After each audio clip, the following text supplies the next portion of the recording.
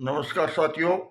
आज मैं एक रामायण संबंधी जो चौपाई है उस चौपाई के विषय में एक बड़ा खुलासा करने जा रहा हूँ। उस चौपाई पर हमेशा के हमेशा लिए एक ऐसा बवाल पैदा हुआ था जो आज भी नहीं, कई युगों पहले त्रेता युग में भी हुआ था और आज भी होते हैं। उस चौपाई का जो एक श्लोक है वो चौपाई के विषय में मैं बताता हूँ। रघुकुल रीत सदा चली आई, प्राण जाए पर बचन न जाई। सारे हमारे जो बुजुर्ग लोग थे वो चौपाई को बोला करते थे। आज भी कई हमारे जो पुराने लोग हैं वो भी इस चौपाई को जानते हैं। युवा पीढ़ी इस चौपाई को भूलती जा रही है और आज मैं इस चौपाई पर बड़ा खुलासा करने जा रहा हूँ। युवा पीढ़ी को जो हमारी पुरानी एक परंपरा है वो आगे दिखानी है कि क्या ये आखिर में ये हमारे एक मर्यादा पुरुषोत्तम श्री राम से जुड़ी इस चौपाई को आगे बढ़ाना है।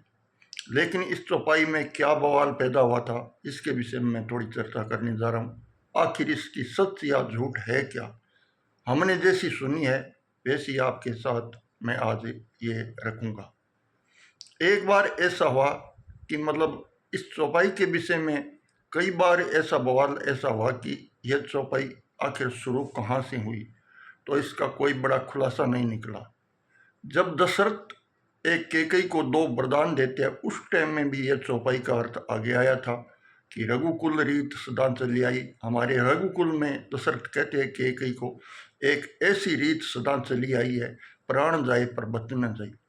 आखिर ये चौपाई शुरू हुई कहाँ से? एक बार रामचंद्र जी है वो अयोध्या वापस आ गए, लंका को राजा रावण के साथ जो युद्ध करके और रावण को जो मारकर अयोध्या में राज करने लगे, तो इस चौपाई का अर्थ निकला। गुरु वशिष्ठ जी के पास राजा राम जी बैठे थे और राजा राम जी ने उस चौपाई का उच्चारण किया कि हमारी एक ऐसी मर्यादा है जो रघुकुल में रीत सदा चली आई, प्राण जाए पर बचन न जाई। वो हमारे पिताजी के विषय में या हमारे विषय में संबंधी है जुड़ी हुई चौपाई है। तो इस पर गुरु वशिष्ठ जी ने कुछ जवाब नहीं दिया और गुमसुम हो गए। राजा राम जी ने पूछा कि आप गुरुदेव गुमसुम कैसे हुए, तो उसने कोई जवाब नहीं दिया। आखिर राजा राम जी के कहने पर गुरुजी ने बोला कि देखिए राम, इस चौपाई को आप जो ये अर्थ लगा रहे हैं कि या तो हमारे विषय में है या हमारे पिताजी के विषय में है, तो इसके विषय में आपको एक बड़ी कहानी बताने जा रहा हूँ। आप इस चौपाई को सुनिए और आप पे ये चौपाई है वो बहुत सारी ये एक साक्षी दे रही है। आप भी एक रघुकुल में ही हो, लेकिन ये चौपाई आप पर नहीं है। क्यों नहीं है, कैसे है? राम जी ने पूछा कि गुरुदेव, हमने तो ऐसा ही सुना है, लेकिन आपको बहुत ही एक हमारे कुल के एक जितनी भी पीढ़ियां हुई है उतनी पीढ़ियों की आप ज्ञाता हो, आप हमें बताइए। राम जी को गुरु वशिष्ठ जी ने कहना प्रारंभ किया कि देखिए राम, आपके पूर्वजों में राजा रघु हो चुके हैं। राजा रघु के 16,000 रानियां थी। 16,000 रानियां में से जो सबसे बड़ी श्रेष्ठ रानी थी, उस रानी ने एक बार राजा रघु को क्या कहा कि राजा जी, गांव की जो सहेलियां हैं वो एक तीर्थ यात्रा जा रही है और मैं भी जाना चाहता हूँ। राजा रघु ने रानी को बोला कि आप जाना चाहती हो तो जाओ, आपकी व्यवस्था कर देंगे, आपके साथ सैनिक और वाहन की व्यवस्था कर देंगे। सेनापतियों ने और सैनिकों ने साथ में कर दिया और राजा रघु अपनी रानी को पूरी व्यवस्था कर दी तीर्थ यात्रा की, गांव की सहेलियों के साथ तीर्थ यात्रा पर पहुंच जाने की तैयारी कर दी। राजा रघु ने रानी को बोला कि देखिए रानी, एक हमारी एक ऐसी ही मर्यादा है, उस मर्यादा पर आप चलना है और उल्लंघन नहीं करना है। हमारा एक वचन है कि आप तीर्थ यात्रा जाते हो तो मैं एक आपको वचन देता हूँ, उस वचन को उल्लंघना नहीं है। रानी ने बोला कि जो कुछ आप कहोगे वैसे ही होगा। राजा रघु ने कहा कि आप जब तीर्थ यात्रा जा रहे हो और तीर्थ करके आप किसी को दान देना चाहती हो, दक्षिणा देना चाहती हो, तो मैं बोल रहा हूँ कि एक विकलांग व्यक्ति को आप कभी दान नहीं करना है। रानी ने स्वीकार कर लिया कि राजा जी, हम आप जो कह रहे हैं वैसा ही करेंगे, कभी विकलांग व्यक्ति को हम दान नहीं करेंगे। ऐसा कहकर रानी है वो तीर्थ यात्रा चल दी और सारी गांव की सहेलियां उसके साथ में चल दी। सारे सैनिक लोग, सारे सेनापति उसके साथ में वाहन लेकर चल दिए।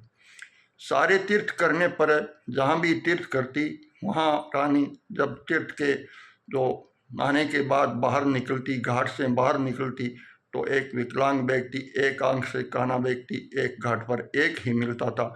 उसको रानी है वो दान दक्षिणा नहीं देना चाहती थी।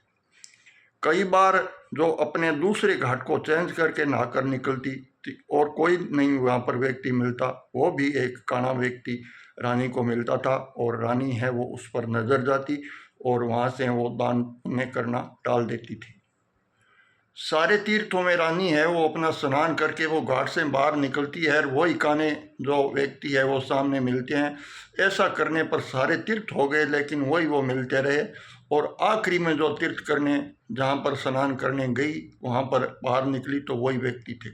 रानी ने सोचा कि वो राजा जी तो बोल दिए थे, लेकिन उसको भी दे दो, एक तो अंगहीन काने व्यक्ति और एक गरीब लोग, उसको दान देने से क्या घाटा होता है, उनसे तो फायदा ही होगा। तो रानी ने सभी स्त्रियों को देखा कि सारे हमारे गांव की स्त्रियां हैं वो अपने इच्छा अनुसार दान करती है, तो हम राजा रघु की जो एक महारानी है, तो हम जो काने व्यक्ति उसको पूछ ले कि आपको जो चाहे सो मैं दूंगी, तो ये इसकी क्या इच्छा है उसके अनुसार हम दान करेंगे। इस काने व्यक्ति को रानी ने पूछा कि भैया आप मांगो, हम आपको कुछ देने के लिए तैयार है, दान पुण्य जो भी हीरे पन्ने जेवर सोने चांदी जो कुछ भी मांगोगे नगद, वो भी हम देने के लिए तैयार है, आप मांगो, वचन दो। काने व्यक्ति ने कहा कि आप हमें वचन दीजिए। तो रानी ने उसको वचन दे दिया, जो आप मांगोगे वही हम देने के लिए स्वीकार है। उस काने व्यक्ति ने बोला कि रानी मैं आपको ही रखना चाहता हूँ। रानी ने स्वीकार किया कि आप ऐसा ही हो तो हम वचनहार नहीं होंगे, लेकिन हमारे जो पति है उसको जाकर हम बोलिए कि हमारे साथ ऐसा वचनों में ये एक विकलांग व्यक्ति है वो वचन दे दिया है, उसके साथ मैं रहना चाहती हूँ, लेकिन वो क्या उसकी आज्ञा, वो हमारी आज्ञा का उल्लंघन तो नहीं करेंगे, लेकिन हमारा पूछने का एक फर्ज बनता है।